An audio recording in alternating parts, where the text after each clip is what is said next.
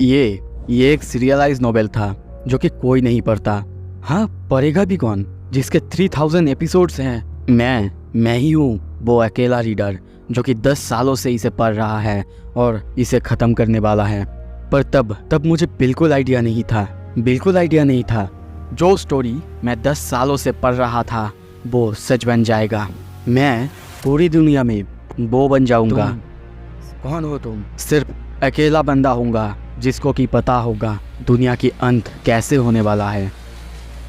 सो hi guys, यह है एक नया मानवा ओमनिशिएंट्स रीडर्स व्यू पॉइंट। मैं ये पढ़ रहा हूँ, मुझे ये बहुत अच्छा लग रहा है, इसीलिए मैं सोच रहा हूँ कि हफ्ते में इसको भी मैं कवर कर लूँ।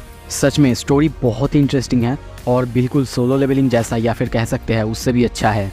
देखते रहिए, पसंद आएगा। सो एपिसोड के शुरू में हम मेन कैरेक्टर को देखते हैं। वो किसी स्टोरी को पढ़ रहा था जिसका नाम था 3 Ways to Survive the Apocalypse। उसका लास्ट एपिसोड अब उसके हाथ में, यानी लास्ट एपिसोड वो अब पढ़ रहा है। ये देख के वो बहुत ज़्यादा चौंकता है और सोचने लगता है, क्या सच में मैं इसके लास्ट एपिसोड तक पहुंच गया? मेरा नाम है डोगजा। मैं ऐसे ही खुद को दूसरों से इंट्रोड्यूस करता हूँ। हाँ, मेरे नाम जिसका मतलब की है ओनली वन रीडर, इसका लोग गलत मतलब भी निकाल लेते हैं, जैसे कि क्या तुम अकेले बच्चे हो? पर हाँ, यही मेरी नाम है, डोगजा की। मेरे पापा ने मुझे ये नाम दी है, पर लगता है कि ये नाम मेरे लिए कर्ज है, क्योंकि मैं अपने लाइफ में बहुत ज़्यादा स्ट्रगल कर रहा हूँ। मेरे हॉबी की बात अगर करता हूँ तो मेरा हॉबी है सबवे के अंदर वेब नोवेल्स पढ़ना। पर आज की डेट कुछ अलग है। तभी आवाज़ आता है, ओह, अगर ऐसे ही करते रहोगे तो शायद तुम अपने फ़ोन के अंदर ही खिंचे चले जाओगे। वो ऊपर देखता है कि एक लड़की जो कि बहुत सुंदर थी, उसका नाम था संघायू, उसके ही डिपार्टमेंट के HR टीम से। वो दोनों बात करना स्टार्ट करते हैं। वो कहती है, क्या तुम घर जा रहे हो? वो कहता है, हाँ मैं तो जा रहा हूँ। संघा उसके साइड में बैठती है और ये देख के डोगजा बहुत ज़्यादा शर्माने लगता है, क्योंकि वो काइंड ऑफ उसकी क्रश थी। सिर्फ उसकी ही नहीं, उसके वर्क प्लेस में सभी की क्रश है। वो उससे कहता है, तुम आज सबवे में क्यों? वो कहती है, एक्चुअली मेरा साइकिल ना चोरी हो गया है, इसीलिए मुझे यहाँ से सबवे से जाना पड़ रहा है। वो उसे देखते हुए स्माइल करने लगता है और सोचने लगता है, उसे देख के तो बहुत अच्छा लग रहा है। सच में वो बहुत अच्छी भी है, पर ये बात नहीं जो कि आज के दिन को डिफरेंट बनाता है, खास बनाता है। वो ये सब सोच ही रहा था, तभी संघा स्पेनिश में कुछ कहती है, पर उसे समझ में नहीं आता। वो कहती है, please lend me some money. यही होता है। ये सुन के वो चौंकता है और सोचने लगता है, वाह, वो डिफरेंस लैंग्वेज भी सीख रही है, बहुत अच्छे। पर तभी संघा उसके मोबाइल में देखती है और कहती है, तुम क्या पढ़ रहे हो डोगजा? पर डोगजा अपनी मोबाइल हटा लेता है और सोचने लगता है, मैं उसे नहीं दिखा सकता कि मैं उसके जैसे कोई अच्छी स्टडीज़ नहीं कर रहा हूँ, बस एक वेब नोवेल पढ़ रहा हूँ जो कि कोई नहीं पढ़ता। हाँ, आप लोग सही सोच रहे हो, यही मेरा हॉबी है, सबवे में जाते जाते रीडिंग करना, वो भी वेब नोवेल। पर मेरे इस हॉबी के लिए मैं खुद पर प्राउड बिल्कुल नहीं करता, पर मैं इस दिन को खास इसीलिए बोल रहा हूँ क्योंकि आज टोएसा, जिसका कि full form 3 Ways to Survive the Apocalypse, उसको पढ़ते हुए मुझे 10 साल हो चुके हैं और वो जल्दी ही, मतलब आज ही ख़त्म होने वाला है। शायद लोग ये जानने के बाद मुझे पागल कहेंगे, पर ये मेरे लिए वेरी स्पेशल था, क्योंकि मैं जब 8 ग्रेड्स में था तब से मैं ये पढ़ रहा हूँ। जब मुझे बुली किया जाता था, जब मैं पहली बार अपने एग्ज़ाम में फ़ेल हो गया और एक बहुत ही घटिया सा कॉलेज में मुझे भर्ती होना पड़ा, उसके बाद जब मैं आर्मी में था, वहाँ की हालत बहुत ज़्यादा ख़राब था। यहाँ तक कि अब जब मैं जॉब करता हूँ, अब भी मैं इसे पढ़ता हूँ। इसके करीब 3149 एपिसोड्स हैं जो कि कोई नहीं देखता। पहले चैप्टर में 1200 व्यूज़ थे, पर उसके बाद धीरे धीरे इसका व्यूज़ कम होते गया। सिर्फ मैं ही हूँ जो ये स्टोरी आज तक पढ़ रहा है, ख़त्म होने तक पढ़ रहा हूँ। मैं ऑथर को डोनेशन देना चाहता हूँ, उसके बाद डोनेशन तो नहीं दे सकता, मैं हर वक्त कमेंट ज़रूर करता हूँ। संघा कहती है, डोगजा। वो तभी घूमते हुए कहता है, ओह, मुझे लगता है कि ऑलरेडी 1 साल हो चुके हैं, हम लोग उसी कंपनी में काम कर रहे हैं। 1 साल कब ख़त्म हो गया पता ही नहीं चला, पर जल्दी ही हमारे कॉन्ट्रैक्ट्स ख़त्म होने वाले हैं। ये बोलने के बाद वो चुप हो जाता है, क्योंकि तभी वो सोचने लगता है, अरे मैं तो भूल ही गया था, संघा को प्रमोशन मिल चुका है, अब वो वहाँ के फुल टाइम एम्प्लॉई है। और तभी वो उससे इसके लिए माफ़ी मांगता है और कहता है, मैं भूल गया था, आई एम सॉरी। उसके तरफ देखता है और सोचने लगता है, मैं एडमिट नहीं करना चाहता, पर संघा वो सच में बहुत कूल है। अगर कोई वेब नोवेल की कैरेक्टर होती तो शायद वो हीरोइन होती। संघा तभी कहती है, अगर तुम चाहते हो तो मैं जिस ऐप का यूज़ करती हूँ सीखने के लिए, मैं वो तुम्हें दे सकता हूँ। पर वो मना कर देता है और सोचने लगता है काश मेरा जनरा किसी अलग होता है, जैसे कि फैंटेसी या फिर कुछ और। तभी सामने देखता है एक बच्चे के पास कुछ इंसेक्ट्स है। अगर मेरा जनरा कुछ अलग होता, क्या मैं मेन प्रोटैगनिस्ट हो सकता था? नहीं, मैं कभी नहीं हो सकता। शायद मैं छोटा सा रीडर ही हूँ। संघा उसकी तरफ देखने लगती है। तभी वो कहता है मेरा अपना खुद का जीवन है, मुझे अपना जीवन जीना ही होगा। ये सुन के संघा चौंकती है और कहती है तुम सच में बहुत अच्छी बातें करते हो डॉक्जा। मुझे भी तुम्हारे जैसे ही सोचना होगा। मैं भी अपने लाइफ को अब से अच्छे से जीऊंगी। तभी डॉक्जा के फ़ोन में एक मैसेज आता है। वो उसे खोल के देखता है। ये उसी वेब नोवेल का ऑथर का मैसेज था जिसमें लिखा हुआ था थैंक यू।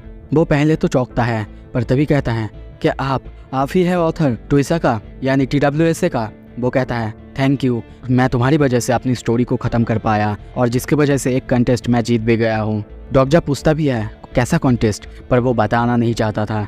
पर वो ये भी कहता है तुमने मेरा स्टोरी ख़त्म किया है, इसके वजह से मैं तुम्हें एक गिफ्ट देना चाहता हूँ। तुम मुझे अपना ईमेल एड्रेस दो, मैं तुम्हें तुम्हारा गिफ्ट दे देता हूँ। ये सुन के डॉक्जा उसे ईमेल तो देता है और कुछ ही देर बाद उसके पास मैसेज भी आता है जिसमें उसी ऑथर की तरफ से उसके लिए थैंक यू लेटर था, जिसमें लिखा हुआ था आज 7 बजे से ट्विसा एक पेड कंटेंट बन जाएगा, ये तुम्हारी मदद कर देगा।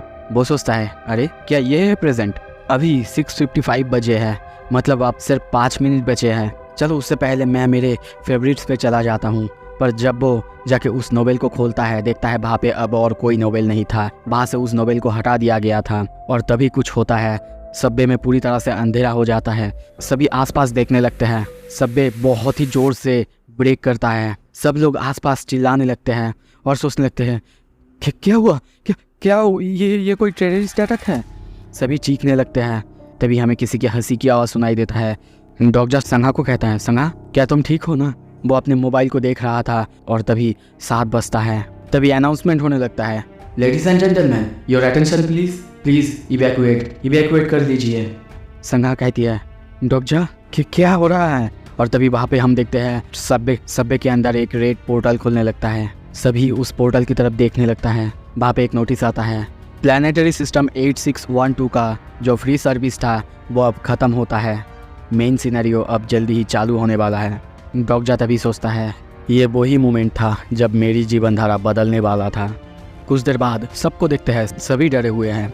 तभी डॉक्टर के दिमाग में एक डोकाबी के ख्याल आता है। वो ऊपर देखते हुए सोचता है पता नहीं मुझे इसी वक्त ये ख्याल क्यों आया। सब्वे का हॉल्ट, सब्वे रुक चुका है, सारे के सारे लोग डरे हुए हैं।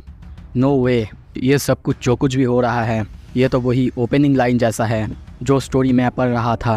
पता नहीं स्टोरी का ओपनिंग लाइन मेरे दिमाग में ऐसे क्यों आ रहा है, ये कोई सेंस नहीं बनाता। तभी संघा कहती है क्या ये एक डोकाबी? सभी के सभी सामने की तरफ देखने लगते हैं। डॉक्जा को बिल्कुल समझ नहीं आता संघा ये क्यों बोल रही थी। पर तभी जब वो सामने देखता है वो पूरी तरह से चौंकता है और सोचने लगता है रियलिस्टिकली स्पीकिंग अगर मैं सच बताऊँ तो मुझे नहीं लगता कि ये सच हो सकता है। पर मेरे सामने जो हो रहा है। तभी उसके सामने हम गेट के पास एक रेड पोर्टल को खुलते हुए देखते हैं, जो देख के वहाँ पे जितने सारे लोग थे सभी के सभी आपस में बातें करने लगते हैं। सभी डर रहे हैं पर सिर्फ डॉक्जा वो सोच रहा है नहीं ऐसा नहीं हो सकता। तभी डॉक्जा के बारे में थोड़ा सा इन्फॉर्मेशन दिया जाता है। 2 छोटे छोटे हॉर्न्स, एक अजीब से क्रीचर जो कि हवा में उड़ता है, उसे ना फेरी कहा जा सकता है, ना उसे एंजल कहा जा सकता है और ना उसे डेविल कहा जा सकता है। उसका साइज बहुत ज़्यादा छोटा है तो इसीलिए हम इसे डोका भी कहते हैं। तभी मिड एयर में उड़ते हुए डोका भी यानी लिटिल मॉन्स्टर को देखते हैं जो कि सबको देख के हंसने लगता है। पर डॉक्जा को कुछ भी समझ में नहीं आ रहा था। वो एक वेब नोवेल पढ़ रहा था जिसका कैरेक्टर यहाँ पे उसके सामने है। सारे लोग उसे देख के बहुत ज़्यादा डरे हुए हैं। उसके दिमाग में बस यही आ रहा है एट दैट मोमेंट फिक्शन और रियलिटी दोनों आपस में ओवरलैप कर चुकी थी। तभी वो डोका भी कुछ कहने की कोशिश करता है पर उसकी लैंग्वेज कुछ अजीब सा होता है जो कि वहाँ पर किसी को भी समझ में नहीं आ रहा था। पर डॉक्जा सोचता है किसी को नहीं पता है यहाँ पे क्या चल रहा है सिवाय मेरे। यह है डोका भी जो कि उसी वेब नोवेल के ओपनिंग पैराग्राफ में आया था। पर ये क्रीचर देखने में प्यारा है पर अपने साथ बहुत ही खतरा लाता है, बहुत ज़्यादा भयानक खतरा लाता है। ये सेम डोका भी तो जिसके बारे में मैंने पढ़ा था वो डोका भी अब मेरे सामने है। संघा कहती है शायद वो स्पेनिश बोल रहा है, क्या मैं आगे जाऊँ, क्या मैं जाके उससे बात करने की कोशिश करूँ? डोगजा कहता है, क्या तुम वहाँ पे जाना चाहते हो? पर तभी उस डोगजा की आवाज़ आता है और वो कहता है, टेस्टिंग टेस्टिंग, क्या सब मुझे सुन रहे हैं?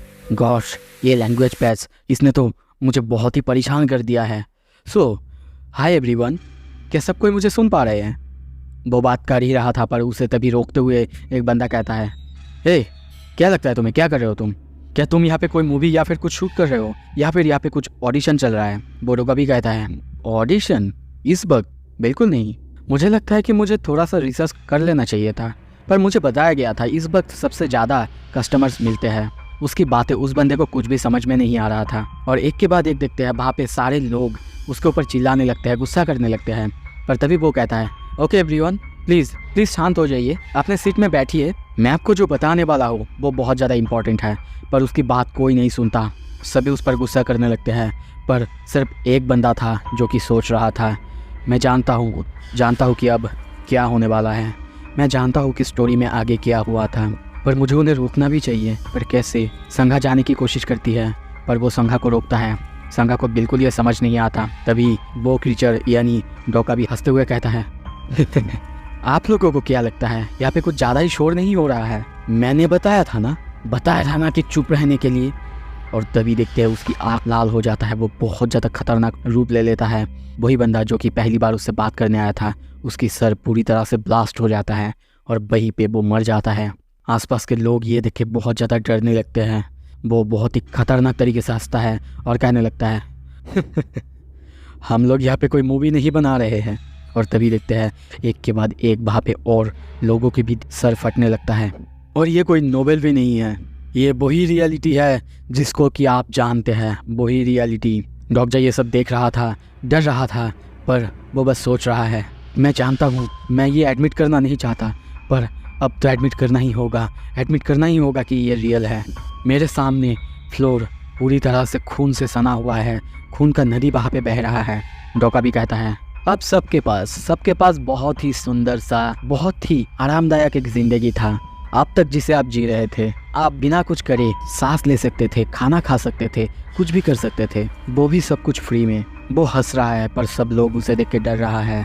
पर तभी कहता है, पर अब सब कुछ ख़त्म होता है, कोई भी चीज़ फ्री नहीं होता है। आई थिंक ये आप लोगों को पता है। ये देख के सब लोग डरते हुए उसके तरफ देख रहे हैं। तभी एक बंदा आगे आता है और कहने लगता है, क्या ये पैसा है जो कि तुम्हें चाहिए? डॉक्टर कहता है, संघा हमारे फाइनेंस टीम से वो मिस्टर हान नहीं है ना? संघा कहता है, हाँ मिस्टर हान ही है।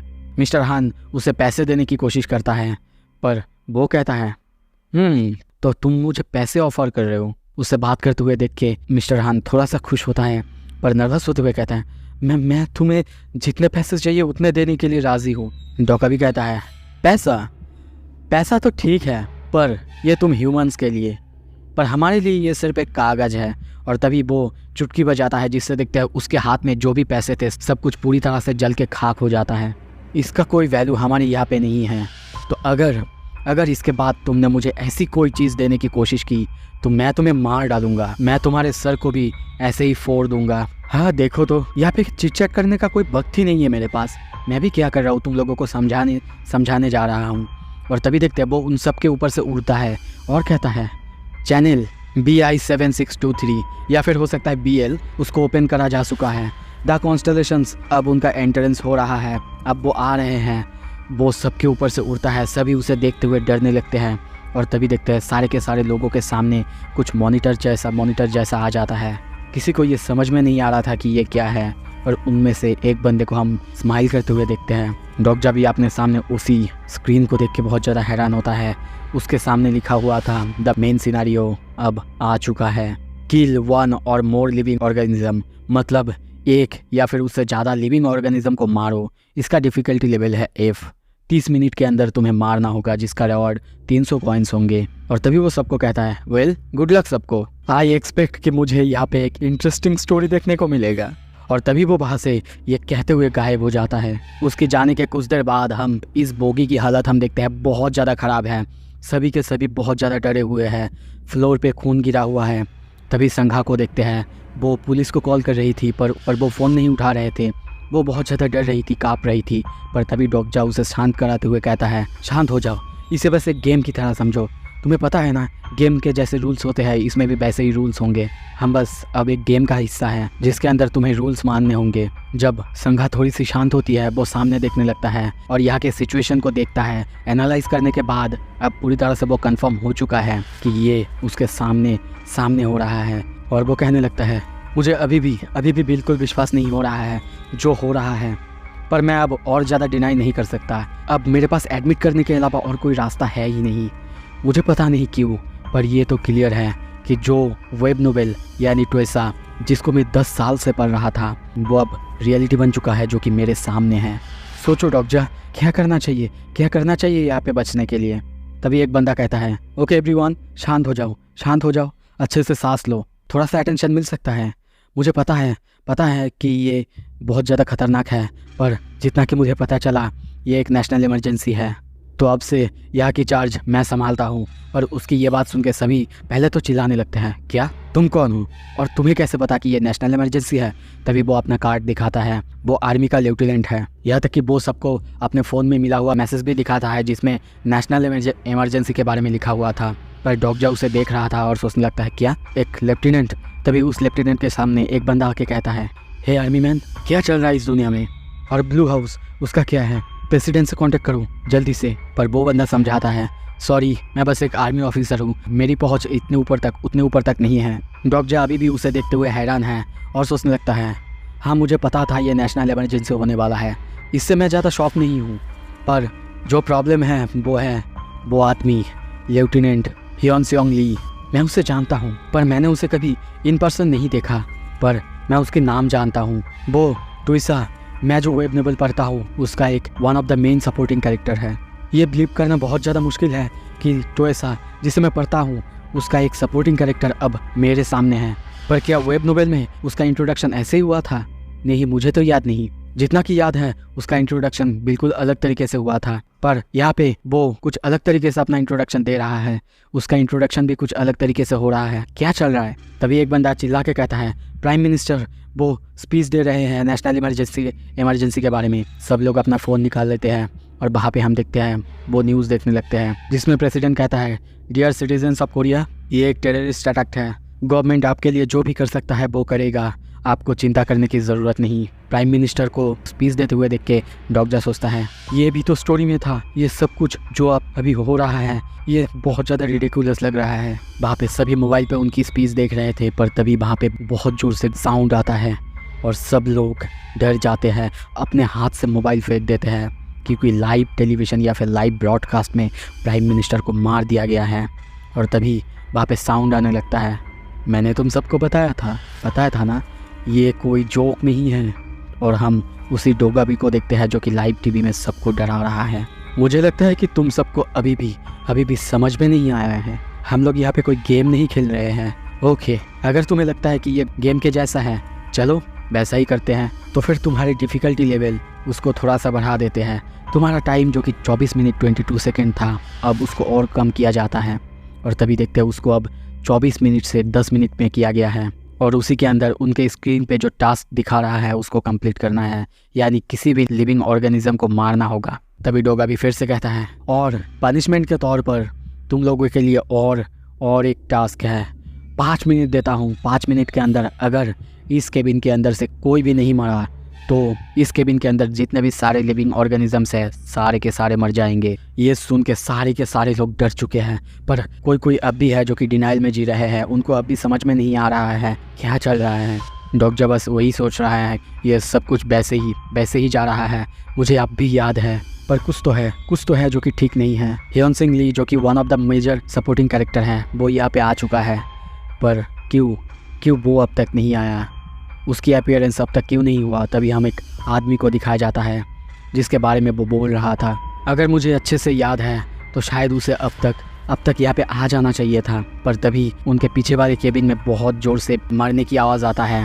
वहाँ पे खून गिरते हुए देखकर सारे के सारे लोग वहाँ पे देखते हुए डर जाते हैं।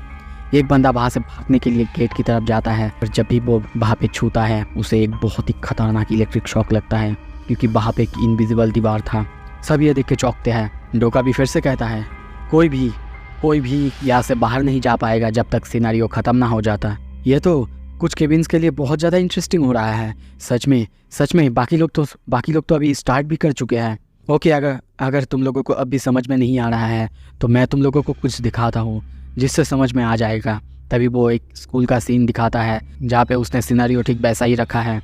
वहाँ पे सारे के सारे स्टूडेंट्स चुपचाप बैठे हुए थे और बिल्कुल वैसे ही मरने लगते हैं। डोका भी कहता है, देखो इसको अच्छे से देखो, अगर तुम्हारा टाइम ख़त्म हो गया उसके बाद तुम्हारे साथ क्या होगा। और उसी स्कूल के देखते हैं हर एक स्टूडेंट के सर पूरी तरह से फट जाता है क्योंकि उनका टाइम ख़त्म हो चुका था। कोई भागने की कोशिश करता है पर एक एक करके उनका भी सर फूट जाता है। सारे के सारे लोग ये देख के डर चुके हैं, बहुत ज़्यादा डर चुके हैं। पर तभी वो कुछ नोटिस करते हैं, कुछ ऐसा शायद उन्हें नहीं करना चाहिए था। देखता है एक स्टूडेंट यानी एक लड़की एक और स्टूडेंट का गला पकड़ी हुई है और उसे मारने की कोशिश कर रही है। तभी देखते हैं कुछ देर बाद वो उस लड़की को मार देती है। और तभी वहाँ पे नोटिस या फिर डॉक्जा कहता है, the survivor of the channel bay 23515 वो है जिहेली, यानी वो लड़की जिसने किसी और को मारा है, यानी एक लिविंग क्रीचर को मारा है। वो सबको कहने लगता है, क्या लगता है तुम लोगों को ये मज़ेदार है ना। ये देख के सारे लोग डर चुके हैं। डॉक्जा भी उस डोकाबी को अब देख रहा था, उसे गुस्सा आ रहा था पर कोई भी अब कुछ नहीं कर सकते हैं। सारे के सारे लोग एक दूसरे की तरफ देखने लगते हैं क्योंकि शायद अब उनको भी एक दूसरे को मारना पड़ सकता है। सारे लोग उस मॉनिटर को एक दूसरे की तरफ देखने लगते हैं। सब बहुत ज़्यादा डरे हुए हैं और बस कहने लगते हैं, ये क्या हो रहा है ये।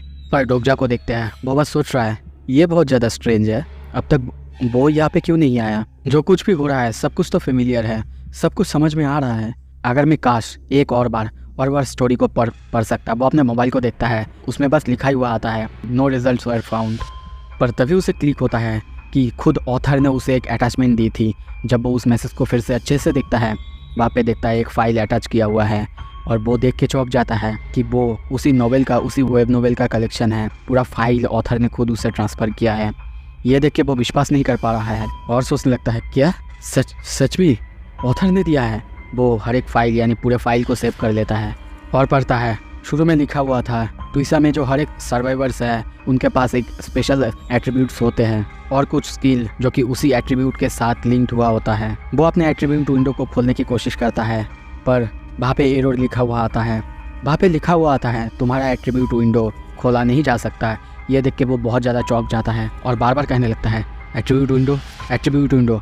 पर उसके बार बार कोशिश करने के बाद भी वो खुलता नहीं। और तभी सोचता है, ठीक है, अगर ये नहीं खुल रहा है तो मैं अटैच फाइल में जो है वही पढ़ लेता हूँ। वो पढ़ता है, तभी उसके पास एक नोटिस आता है, तुम्हारा एक एट्रीब्यूट एक्टिवेट हो चुका है, तुम अब बहुत ही स्पीड से पढ़ सकते हो। और ये एक्टिवेट होते ही हम देखते हैं वो बहुत ही जल्दी पढ़ना शुरू करता है।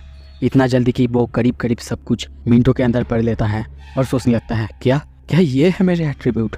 पर ठीक है, अभी उस बारे में सोचने की बिल्कुल ज़रूरत नहीं। बिंगो, मैंने देख लिया।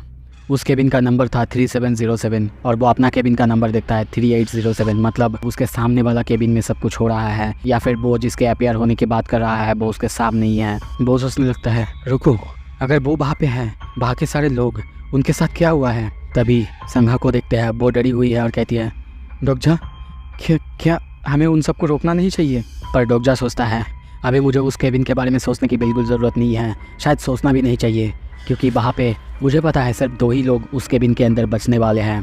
पर यहाँ पे इस केबिन के अंदर कुछ अजीब हो रहा है। तभी हम देखते हैं एक बूढ़ी औरत को एक बंदा पकड़े हुए है और उसे मारने लगता है। उस औरत का खून चारों तरफ गिरने लगता है। पर डॉक्टर सोचता है, मुझे पता है वो 2 लोग वो कौन है। वो बंदा अभी भी उस औरत को मारे जा रहा है।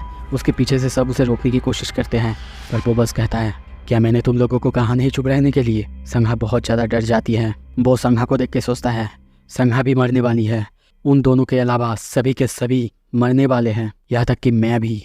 पर तभी देखते हैं उस आदमी को मिस्टर हाना के रोकता है और कहता है, तुम्हें क्या लगता है तुम क्या कर रहे हो बच्चे, क्या बड़ों की आदर करना तुम्हें नहीं सिखाया गया है। पर वो बंदा उसे भी धमकाने लगता है और कहता है, व्हाट द हेल मैन, क्या तुम्हें भी मरना है मेरे हाथों से। क्या तुम्हें दिखाई नहीं दे रहा है यहाँ पे क्या चल रहा है। देखो उस स्क्रीन में, देखो वहाँ पे क्या हुआ है, वहाँ पे क्या हो रहा है।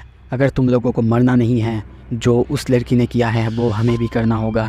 किसी एक को तो मरना ही होगा यहाँ पे। हाँ मुझे पता है तुम क्या सोच रहे हो कि कैसे हम इंसान होके भी एक और इंसान को मार सकते हैं। क्या हम कोई जानवर हैं? नहीं, नॉर्मली मैं तुम्हारी बात को एग्री करता, पर अब सिचुएशन अलग है, अब दुनिया अलग है। सब उसकी बात सुनने लगते हैं। सब जानते हैं वो बिल्कुल ठीक कह रहा है। उन लोगों के पास डिनाई करने का बिल्कुल रास्ता नहीं है, पर उनका दिमाग, उनका दिल बिल्कुल नहीं मान रहा है किसी और को मारने में। पर वो बंदा, उसको कुछ भी नहीं हुआ है। वो बस कहने लगता है हमारे पास कोई चॉइस नहीं है, या तो मारो या फिर मारे जाओ। यहाँ पे कोई हमें ब्लेम नहीं कर सकता, कोई ब्लेम नहीं कर सकता जब हमारी लाइफ खुद लाइन पे है। जिस दुनिया को तुम लोग जानते थे, जहाँ पे शांति होता था, कोई किसी को मारता नहीं था, अब वो दुनिया ख़त्म हो चुका है। ये नया दुनिया है, इसका नया रूल्स है, तो तुम लोगों को एडप्ट करना सीखना होगा। हम सबको इस दुनिया के रूल्स को मानना ही होगा। वो फिर से उस औरत को बहुत बुरी तरीके से मारने लगता है। जिन सोचने लगता है नावून किम वो one of the earliest adapters है, जो कि टोयसा की दुनिया को बहुत जल्दी एडेप्ट कर लेता है। ये वही था जिसके अंदर से सबसे पहले मोरालिटी गायब हो चुका था। वो मारे जा रहा है। एक एक करके हम देखते हैं अब उसे देखते हुए एक दो और लोग वहाँ पे उस औरत को मारने के लिए आगे जा रहे हैं, सिवाय उस आर्मी के बंदे के। अब यह है दुनिया की सच्चाई। जब कुत्ते बनती है तो दूसरों को मारना ही पड़ता है। और ऐसे ही सारे के सारे लोग उस औरत को, जो कि उन लोगों को कुछ भी नहीं किया था, उसको मारने लगते हैं, बहुत ही बेरहमी से मारने लगते हैं। डॉक्टर ये सब कुछ देख रहा था, सब कुछ अपने आंखों से देख रहा था, और उसके दिमाग में बस उसी स्टोरी, उसी नोवेल के बारे में सब कुछ घूम रहा था। तभी वो सामने एक बच्चे को देखता है। वो सोचने लगता है ऐसा लग रहा है कि मैं फिर से वो किताब, वो नोवेल पढ़ रहा हूँ। ऐसा लग रहा है कि वो लोग एक बिल्कुल अलग दुनिया में हैं, उनको मैं अपने आँखों से देख रहा हूँ। बस मैं इतना ही कर सकता हूँ कि मैं यहाँ पे खड़े रह सकता हूँ और ये सब कुछ देख सकता हूँ। वो औरत जिसका कोई नाम भी नहीं जानता था, वो इस वर्ल्ड के, इस दुनिया के सबसे पहली विक्टिम में से थी। पर क्या ये वर्थ इट है? वर्थ इट है उसे मरते हुए देखना? क्या मैं कुछ नहीं करूँगा? या फिर क्या ये वर्थ इट है उसको मारना ताकि मैं खुद जी सकूँ? संघा भी वहाँ पे उस औरत को बचाने के लिए जाने वाली थी, पर डॉक्टर तभी उसे रोकता है और कहता है डोंट बी सो रेकलेस, वो जगह बहुत ज़्यादा डेंजरस है। अगर तुम वहाँ पे जाओगी वो लोग तुम्हें भी मार देंगे। पर संघा मानने वाली में से नहीं थी, वो बस जाना चाहती है। उसे ऐसे देख के, उसे इस हालत में देख के डॉक्टर सोचता है मुझे लगता है कुछ लोग बस शाइन करने के लिए बने हुए हैं, उनको पता भी नहीं है उनका धारा, उनका जेनर क्या है। पर संघा वो ऑफकोर्स स्टोरी को चेंज नहीं कर सकती, क्योंकि वो इस दुनिया के हीरोइन बिल्कुल नहीं है। वो संघा को पकड़ता है, एक जगह लाके कहता है संघा यहाँ पे रुको और मैं जैसा कहता हूँ वैसा करने की कोशिश करो। मैं प्रॉमिस करता हूँ मैं तुम्हें कुछ नहीं करूँगा। और तभी देखते हैं वो तैयार होता है और सोचने लगता है क्या ये बहुत जल्दी हो जाएगा कि मैं इंटरफेयर कर रहा हूँ? ये मेरा प्लान नहीं था। ऐसा नहीं कि मैं वेट कर रहा था, सब कुछ देख रहा था क्योंकि मैं नामबुन से डरता हूँ। ऐसा नहीं है, मैं बस वेट कर रहा था राइट मोमेंट का। और तभी देखते हैं वो दौड़ने लगता है। जब वो दौड़ रहा था तब देखते हैं उसके पीछे से बहुत सारा धुआं निकल रहा था। तभी हमें फिर से नोटिस दिखाया जाता है टाइम बचा हुआ है 7 मिनट 32 सेकेंड्स।